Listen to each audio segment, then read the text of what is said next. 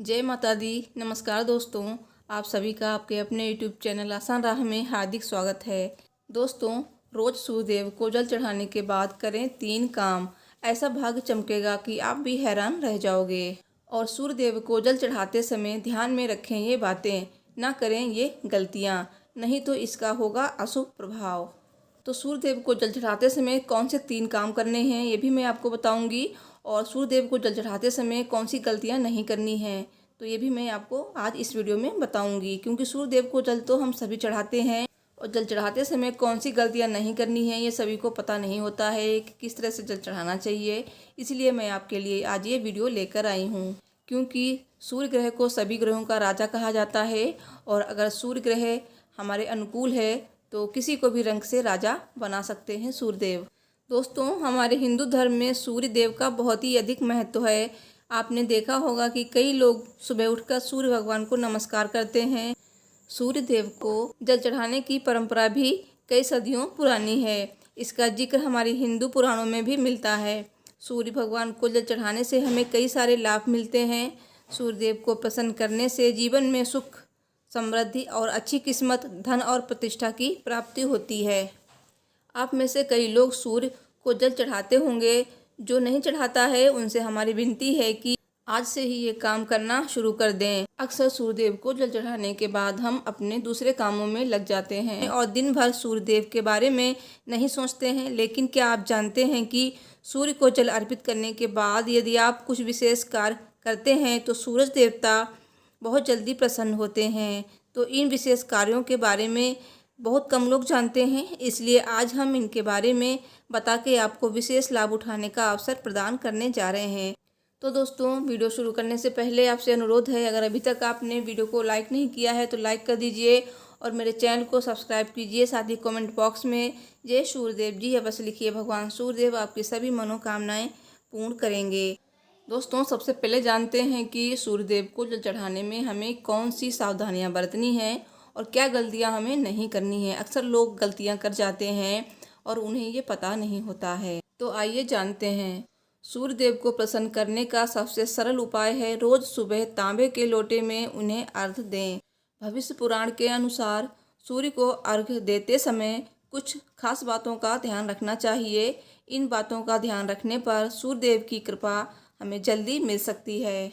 सूर्यदेव को जल चढ़ाने का सबसे अच्छा समय सुबह सुबह का होता है, और जल चढ़ाते समय जूते चप्पल नहीं पहनना चाहिए। नंगे पैर सूर्यदेव को जल चढ़ाएं। जल चढ़ाने के बाद ध्यान रखें वो पानी आपके पैरों में नहीं आना चाहिए।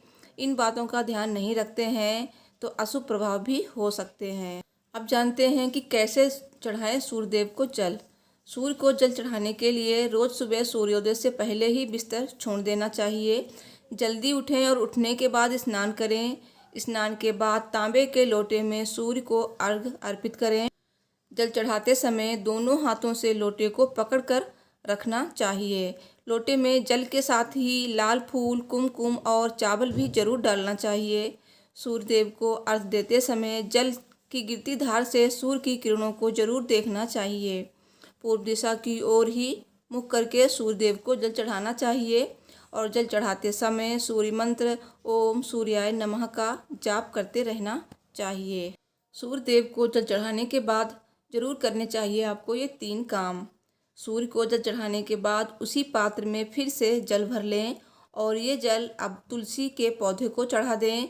छत पर, बालकनी पर तुलसी का पौधा इस प्रकार रखें जब आप उसमें जल डालें तो सूर्यदेव आपको देख रहे हों।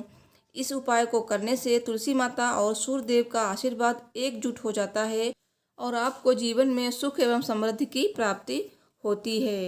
जब आप सूर्यदेव और तुलसी माता को जल अर्पित कर दें तो उसके बाद इन दोनों ही देवी देवताओं की परिक्रमा करना ना भूलें।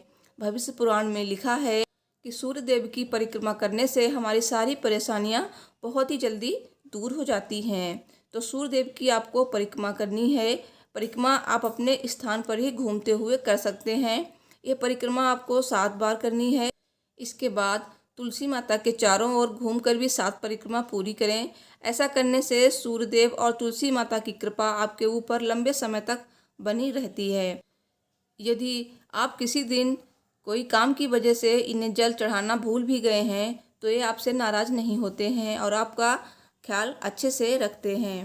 तीसरा काम ये है, सूर्यदेव और तुलसी माता को जल चढ़ाने और उनकी परिक्रमा करने के बाद आपको एक अंतिम काम और करना है। अब तुलसी की कुछ पत्तियां तोड़ के सूरज को जल चढ़ाने वाले पात्र में डाल लें। ध्यान रखें, जिन तुलसी माता की आपने पूजा करी है उनकी पत्तियां ना तोड़ें। दूसरी तुलसी माता हों उनकी पत्तियां आप तोड़ सकते हैं। तो वो पत्तियां आपको उसी पात्र में डाल लेनी है। अब इस पात्र में आपको शुद्ध पीने का पानी भर लेना है और इसे ढककर घर के पूजा स्थान के पास रख लें। और जब घर में मंदिर में भगवान की रेगुलर पूजा होने के बाद पाठ व आरती कर लें। इसके बाद आप इस पात्र में रखा जल को दिन भर पिएं और इसमें डली तुलसी को भी चबा लें। ऐसा करने से आपको सूर्यदेव की प्रसादी मिल जाएगी। ये प्रसादी एक तरह से सूर्यदेव का आशीर्वाद होता है जो दिन भर आपको पॉजिटिव एनर्जी प्रदान करता है। तो ये 3 काम आपको प्रतिदिन करने हैं तो आपको हैरान करने वाले चमत्कारिक प्रभाव देखने को मिलेंगे और आपका भाग्य चमक जाएगा। दोस्तों, मुझे उम्मीद है मेरी ये वीडियो आपको पसंद आई होगी, तो प्लीज़ वीडियो को लाइक शेयर कीजिए और मेरे चैनल को भी सब्सक्राइब कीजिए। मिलती हूँ नेक्स्ट वीडियो में। Thanks for watching. हर हर महादेव। जय माता दी। जय सूर्यदेव जी।